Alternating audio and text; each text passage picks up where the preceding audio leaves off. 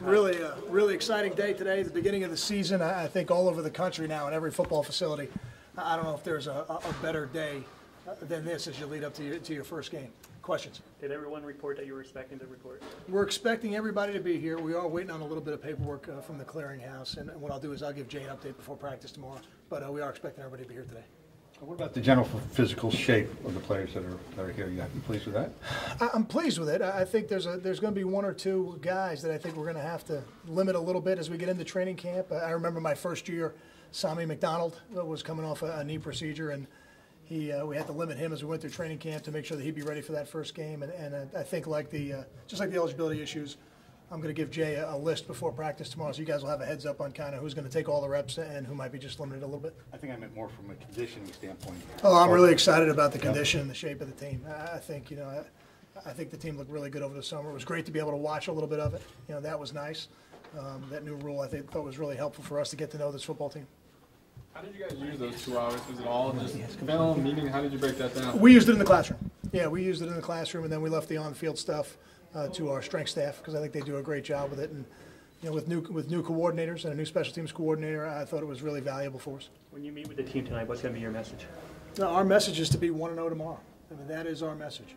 And if we can be 1-0 tomorrow, and that's not just the day, it's every rep you take. Your goal should be to be 1-0. And then once that rep is over, for better or for worse, process what happened, and then learn from it, and then move on, and get ready to be 1-0 the next time. And then we'll take it one day at a time from there. Are you seeing new leadership emerge already? Yeah, I think we've seen it the entire offseason. There's no doubt. I think we've got a lot of leaders on this football team. You can point to guys like Michael Burton, Stephen Longa, David Maluski, but there's so many others. Leonte Carew, Gary Nova. I think all the quarterbacks, Mike Belmonte, Chris Laviano. I think the quarterbacks really did a good job. When we do our team building night week in the off season, you could really tell the quarterbacks standing out in those drills.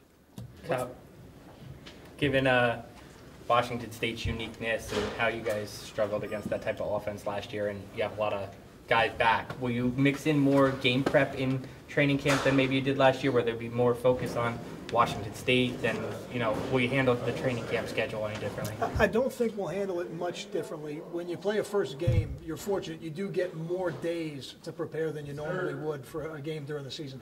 So we won't build in any more than that, because training camp's really got to serve two purposes. It's got to certainly get you ready for your first game, but it's got to get you ready for the entire season. So we'll handle most of that as we lead up to the last 7 to 8 days before the game, and then we'll get a little extra game prep in at that point. But you're right.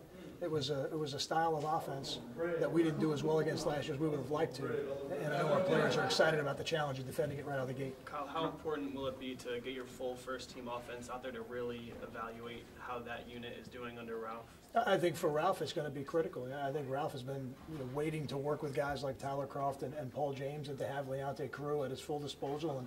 And now as we enter training camp, he's going to have that. Justin Goodwin will be back. We didn't have Justin Goodwin for a portion of the spring. So now with a lot of the weapons in place and adding one at the receiver position, there's certainly some new pieces of the puzzle for Ralph to fit in. Kyle, this season is like a different animal. What's the feeling like for you now going into training camp? I don't think we look at it as a different animal. I think there's a uniqueness to this season because we have 12 new opponents. We have a new conference. We're certainly aware of the reputation of the conference and the physicality that presents itself on film, but we think we're a pretty physical football team as well, and we're looking forward to it. A common refrain is, amongst the players, is they're kind of coming in loose with a chip on their shoulder, feeling like there's no pressure given what people kind of expect them to do. Did you kind of see that also, that they're eager to prove people wrong and overachieve? I think that's good. I think it's a good thing. I think if they feel like they've got something to prove coming off the season that we had, I think that'll only serve us well as we go through training camp. But it's a different year. Every team on the schedule starts 0-0. It's a new team. It's a new training camp. And we got to build the identity of the 2014 team, starting today. I know things are always evolving, but is there anything structurally different for you with this training camp, or is it pretty much the same? No, there is. We're going to practice a little bit earlier in the day. Our practices are going to begin right around 12:45. And I won't disclose the sources, but we spoke to a lot of people, both in college and in the NFL, and the topic of sports performance is studied now more than it has ever been studied in the history of sports. And we feel like we've used this schedule will allow us to maximize our time. We're doing a little bit of a different structure building up to the practice Our coaches, our players will work with our strength staff every day. Some of those days will be lifting, some of those days will be other things, and then we'll have meetings building up to practice, and then our walkthroughs will be built in the evenings. Time for two more. Kyle, you said that you wanted to use this camp to build the identity of the team. What do you hope at the end of this camp that identity is? To me, it's very simple. I want a smart, physical, and fast football team, in that order.